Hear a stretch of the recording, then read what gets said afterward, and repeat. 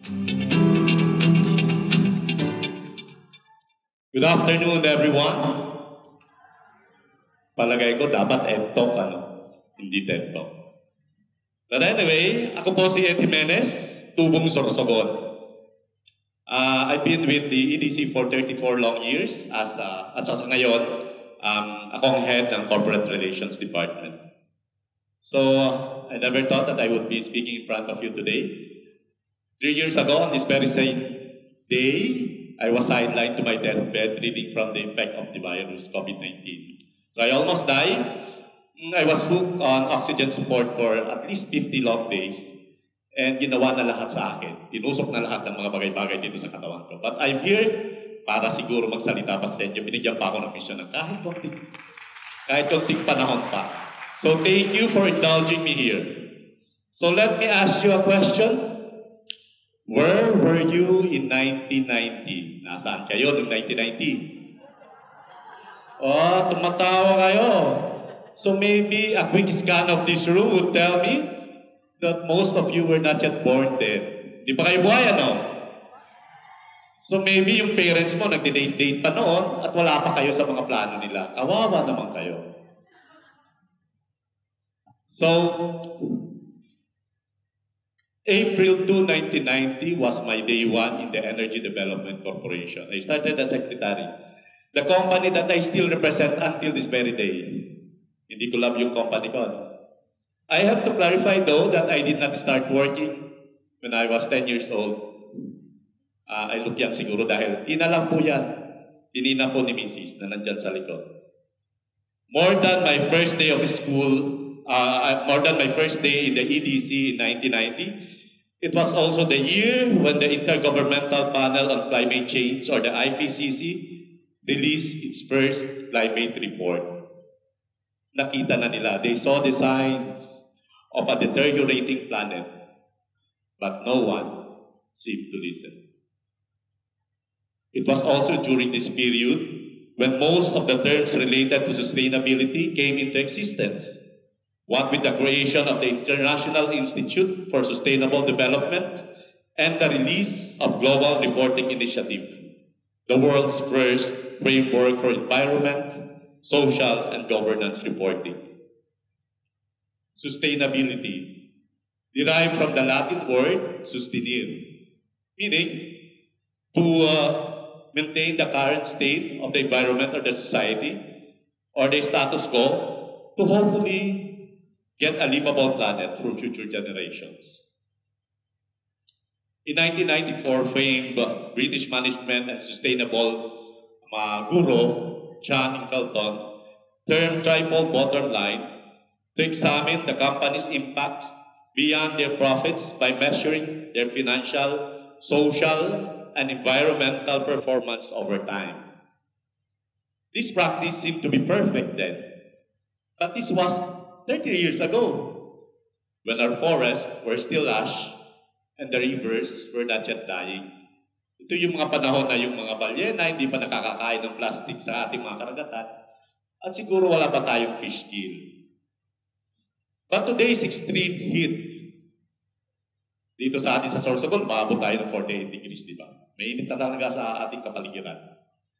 And frequent strong typhoon, especially here in our country, especially in Bicol, katulad ng Super Typhoon Rolly in 2020, na nagdulot ng malawakang pagbaha dito sa atin, clearly indicate that walang nakinig sa mga warnings ng IPCC. No one listened.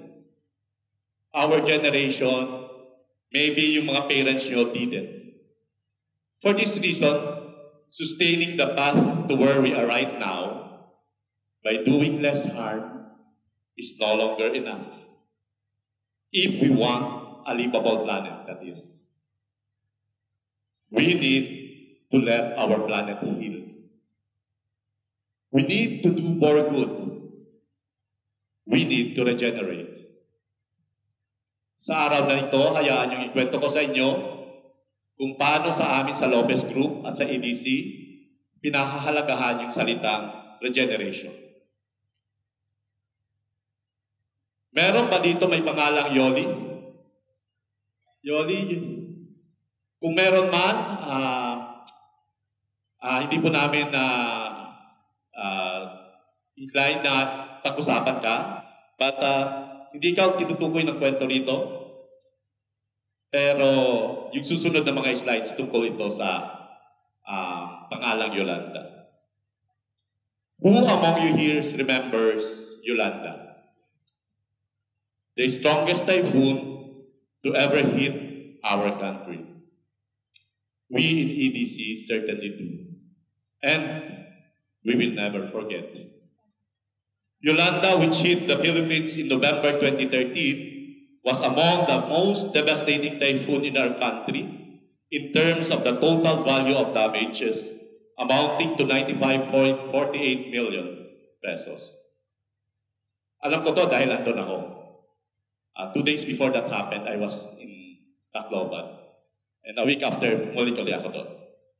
So with winds exceeding 300 km per hour and 5 meters storm surge, over 6,000 were reported to have perished. Ganun karami ang namatay. While 600,000 were displaced by Yolanda. Our Leyte facilities were not spared by Yolanda's wrath. Hindi po nakaligtas ang aming Leyte facilities. With their badly damaged homes and establishments, and their need for basic supplies just to survive, our hearts bled for our co-employees whom we call Kapamilya, and the rest of our partner communities in Ormoc City and Calanga. It was a devastating and depressing sight. With no ATMs working because of the massive power outages, we had to fly in cash from Metro Manila so that our co-employees in Leyte can receive their salaries. It may have been one of the darkest moments, but it was also a bright, shining moment in a sense, with the extraordinary demonstration of the Bayanihan spirit among our fellow Kapamilya in the Lopez Group. We prepared and transported over 1,000 tons of relief goods by air and sea. Isa po ako sa dumayo doon sa Leyte, yung nasabi ko kanina, and nakita ko kung gaano kahirap talaga yung sitwasyon. The smell of death is really something. Iba-iba sa mga naranasan na natin dito. Marami pong dumayo ron, kasama na yung mga kasamahan natin sa Mount Apo, dito sa Bacman, at sa Negros sites natin. We help distribute relief items to our kapamilya. And we help repair our power plants. Never mind kung ilang gabi kami natulog sa mga tents at kung ilang beses kami gumamit ng ilog para sa pang-araw-araw namin pangangailangan. So yung udog niya, bahala na kayo. We know that we just need to be there for our lady colleagues. This experience was a rude awakening for our entire Lopez Group. We knew that we had to do something to be part of the solution, or else we would be either part of the problem, or we would have more problems as big as Yolanda, or even bigger. So although EDC was already a pure renewable energy since its inception in 1976, our management admittedly was looking for coal prospects before.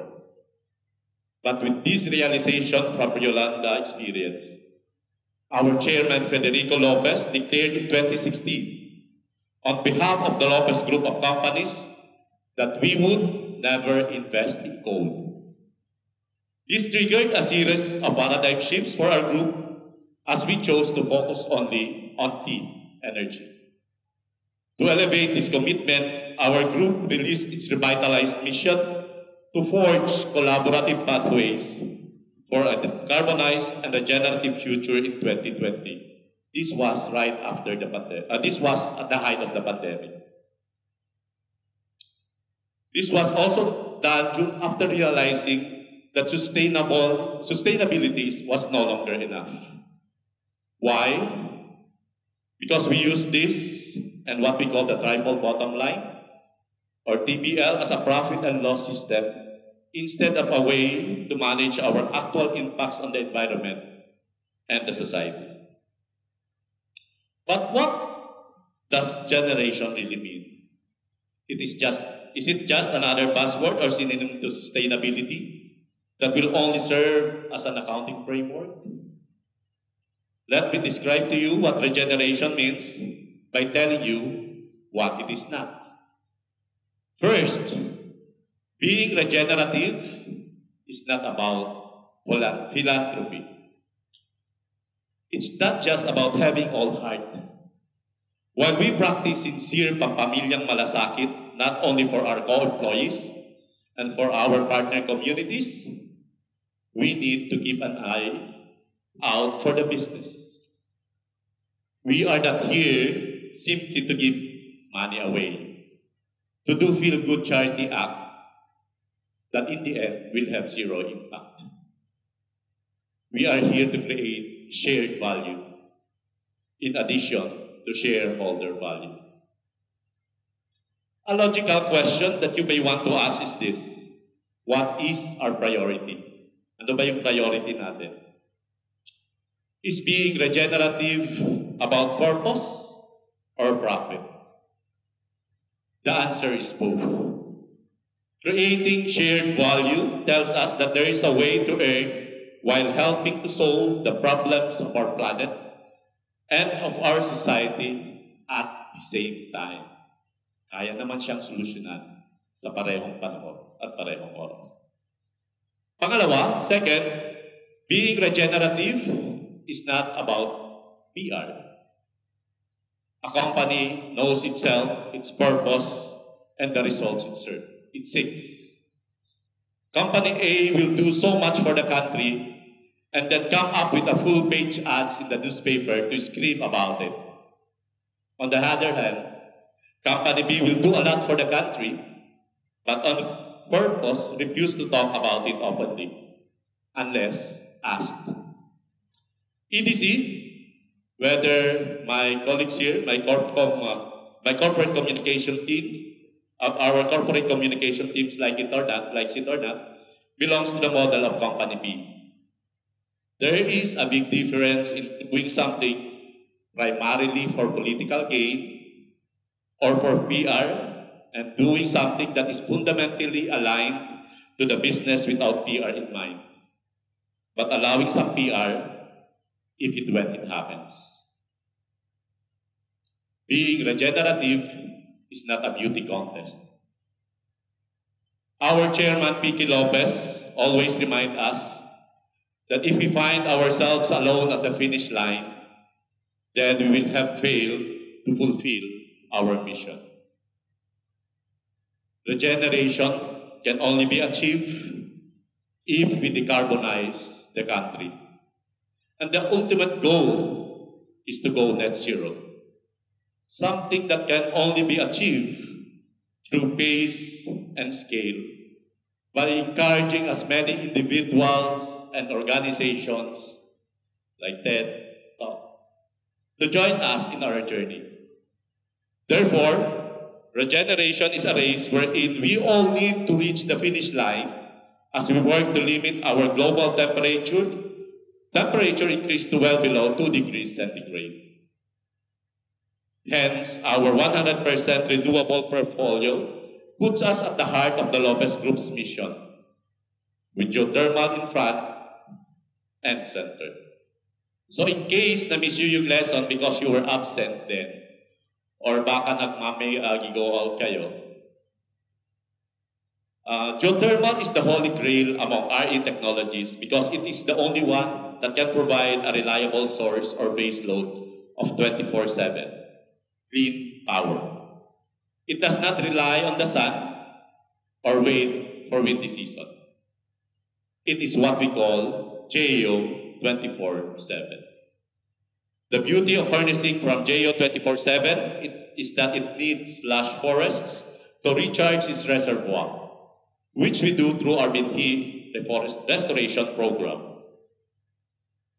Binhi likewise allows us to provide vast carbon sinks in areas where we operate and bring back to abundance over 100 of our Philippine native tree species, some of which are already threatened. As most of you know, planting native trees effectively sequesters carbon, which is crucial to meeting the UNFCCC Paris Agreement's targets, and of course, limiting the global temperature increase to well below 2 degrees centigrade. So, are we regenerative already? We're not there yet. Wala pa tayo doon, malayo pa. But what would get us faster is if we get more individuals and organizations to join us in this commitment. In addition to working with our partner communities and over 200 Binhi partners beyond our areas of operation, we collaborate with other private companies to promote decarbonization by establishing the Net Zero Carbon Alliance, or NEZCA, in 2021. NEZCA is the country's first private sector-led movement towards decarbonization that provides a framework and tools to guide companies on their net zero journey. Some strategies for going net zero include directly reducing your business carbon footprint, and of course, implementing nature-based solutions like our BT. Well, the logos that you have seen on the screen represent our partners that have all committed to go net zero. We are pleased to inform you that among these partners are our customers, perhaps also your favorite brands, who are not only enjoying lower electricity rates, but are also decarbonizing their businesses. So next time you patronize a brand or choose a place to work for, ask them if they have their own decarbonization or net zero programs in place. This helps you, as consumer, become a part of the solution as a decarbonization and regenerative advocate. In closing, let me stress 3 things. Number 1, regeneration is not about PR, and it is not about philanthropy. It is about creating long-term shared value where profit can have a purpose and purpose becomes profitable. It is not a beauty contest, but it is a race in which we must all reach the finish line together before it's too late. Number 3, reaching the finish line together means living and doing business regeneratively by creating exponential good and enabling our planet to heal. This is our regenerative power, not only for us in EDC, but for you and you from the front to the back and outside this hall. We all have a power to regenerate. Let's harness it for our better world. Diyos mabalos po sa ito.